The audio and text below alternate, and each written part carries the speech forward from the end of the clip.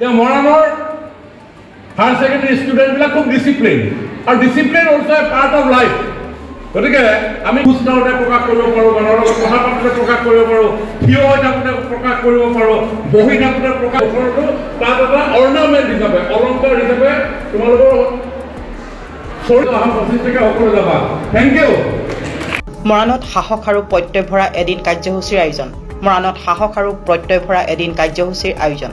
উচ্চ শিক্ষা গ্ৰহণৰ ক্ষেত্ৰত উৎসুক আৰু অনুসন্ধিৎসু মনৰ ছাত্ৰ ছাত্ৰীসকলক উচ্চ শিক্ষা ক্ষেত্ৰখনৰ বিশাল সম্ভাৱনাৰ সম্পৰ্কে অৱলোকন কৰি পৰিচয় কৰি দিয়াৰ লগতে কৰ্মসংস্কৃতিৰ বাটেৰে সফল জীৱন যাত্ৰাৰ বাবে কৰণীয়খিনিৰ সম্পৰ্কত পৰ্যালোচনা কৰাৰ উদ্দেশ্যেৰে মৰাণত আয়োজন কৰা হৈছে সাহস আৰু প্ৰত্যয় ভৰা এদিন শীৰ্ষক কাৰ্যসূচী। টিংখাং সমষ্টিৰ বিধায়ক তথা মন্ত্ৰী বিমল বৰাৰ উদ্যোগত অহা 25 মে'ত মৰাণ বাণিজ্য মহাবিদ্যালয়ত অনুষ্ঠিত হ'ব এই কাৰ্যসূচী। অনুষ্ঠানত সমল ব্যক্তি হিচাপে ছাত্ৰ ছাত্ৰীক উদ্দেশ্যি বক্তব্য প্ৰদান কৰিব বিশিষ্ট মটিভেটৰ শিৱ খেৰাই। আজি মন্ত্ৰী বিমল বৰাই নিজে শিক্ষানুষ্ঠানসমূহত গৈ ছাত্ৰ ছাত্ৰীসকলক এই অনুষ্ঠানলৈ আমন্ত্ৰণ জনায়। বিমল বৰা টিংখাং সমষ্টিৰ বিধায়ক, অসম চৰকাৰৰ সাংস্কৃতিক পৰিক্ৰমা, উদ্যোগ, বাণিজ্য ইত্যাদি বিভাগৰ মন্ত্ৰী। আৰু আমাৰ কুশলা চিনি পাইছা ন? কুশলা, দীপাংকদা, আমাৰ সতীৰ্থসকল আছে, অধ্যক্ষ ডাঙৰীয়া, আমাৰ শিক্ষক শিক্ষয়িত্ৰীসকল সকলোৱে নমস্কাৰ জনাইছোঁ। মই 5 মিনিট তোমালোকক লগ কৰিবলৈ আহিছোঁ। তোমালোকৰ কাৰণে অহা 25 তাৰিখে এটা আমি অনুষ্ঠান আয়োজন কৰিছোঁ।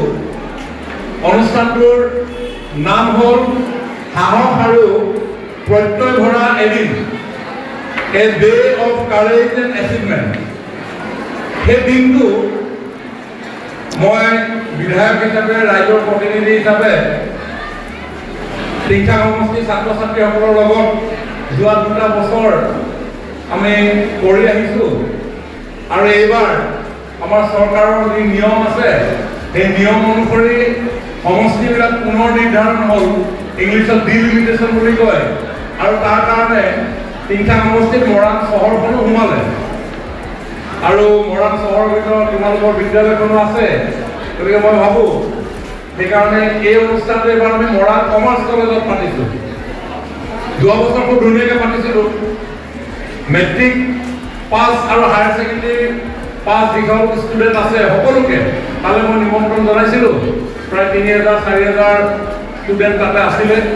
আৰু অসমৰ বহুকেইগৰাকী বিশিষ্ট ব্যক্তিয়ে তেওঁলোকৰ জীৱনৰ কথা, জীৱনৰ অভিজ্ঞতা, কেনেধৰণে আমি আমাৰ ষ্টুডেণ্ট লাইফত আমি আমাৰ গ'ল এচিভ কৰিব পাৰোঁ, আমাৰ লক্ষ্যত আমি কেনেকৈ উপনীত হ'ব পাৰোঁ, তাৰ কাৰণে আমাৰ কৰিবলগীয়া কি আছে, মা দেউতা ছাৰ বাইদেউ সকলোৱে শিকায়। আৰু এনে কিছুমান কথা আছে যিবিলাক কথা আমি আৰু অলপমান জানিব পাৰিলে ভাল। আৰু সেইকাৰণে এইবাৰ এই যি 25 তাৰিখে যিটো অনুষ্ঠান হ'ব, এই অনুষ্ঠানটোলৈ এজন মানুহ মাতিছোঁ, যিজন মানুহৰ বক্তব্য, তেওঁৰ লিখা কিতাপে বহুতৰ জীৱন পৰিৱৰ্তন কৰিবৰ কাৰণে সক্ষম হৈছে। আৰু সেই মানুহজনৰ নাম হ'ল শিৱ খেৰা। কোনে কোনে শিৱ খেৰাৰ নাম শুনিছে? হাত দিয়কচোন। শিৱ খেৰাৰ নাম কোনে কোনে শুনিছে? স্পীচ দিয়ে, এনকাৰেজমেণ্ট পাবৰ কাৰণে স্পীচ দিয়ে, কেনেধৰণে আমি ষ্টুডেণ্ট লাইফত উই কেন উইন, আমি কেনেকৈ জিকিব পাৰোঁ, তো তাৰ বিষয়ে বহু কথা হয়তো তেওঁ ক'ব। আৰু সেইকাৰণে তেখেতক আমি তালৈ নিমন্ত্ৰণ জনাইছোঁ অহা 25 তাৰিখে 9:30 বজাত। মই সেইকাৰণে তোমালোকক নিজে আহি ইয়াতে নিমন্ত্ৰণ জনাবৰ কাৰণে আহিছোঁ। এনেকুৱা কাগজ মোৰ হাতত বেছি নাই, মই ছাৰ বাইদেউসকলৰ হাতত এখন দিম আৰু 2খনমান পোষ্টাৰ মই লগাই দিম। এখন পোষ্টাৰ লাগি আছে নেকি স্কুলৰ মুখত? লাগি আছে, চাইছা? মই কাইলৈ আজি যাওঁতে এখন চাই ল'বা। শিৱ খেৰাৰ নামটো সকলো মোবাইল আছেনে নাই? কাৰ কাৰ মোবাইল নাই?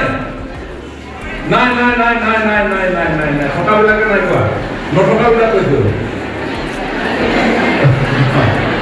খবৰে আছে। গতিকে তোমালোকে ইউটিউব চাবা, ইউটিউবত শিৱ খেৰাক চাৰ্চ কৰিবা আৰু তাতে তেওঁক গম পাবা। মই ভাবোঁ যে এই অনুষ্ঠানটো তোমালোকে উপস্থিত থাকিলে বহু কথা জানিব পাৰিবা। গতিকে মই বেছি দীঘলকৈ একো নকওঁ, ক্লাছ আছে, ভালকৈ ক্লাছ কৰিবা। আমি সকলোৱে জানো আমাৰ ষ্টুডেণ্ট লাইফত আমাৰ কাম কি। আমাৰ এটাই কাম পঢ়া, সেইটো কথা ছাৰেও কয়, বাইদেউ কয়, মা দেউতাইও কয়, আৰু মই ইয়ালৈ আহিছোঁ সেই কথাটো ময়ো দোহাৰিছোঁ, আৰু যিটো শুনি আমি চবে বেয়া পাওঁ, হয়নে নহয়? হয়, আমি ভালকৈ পঢ়িবলৈ কাৰণে বেয়া পাওঁ, নাপাওঁ জানো? পাওঁ নে নাপাওঁ? পাওঁ, সকলোৱে পাওঁ, এটাই পায়।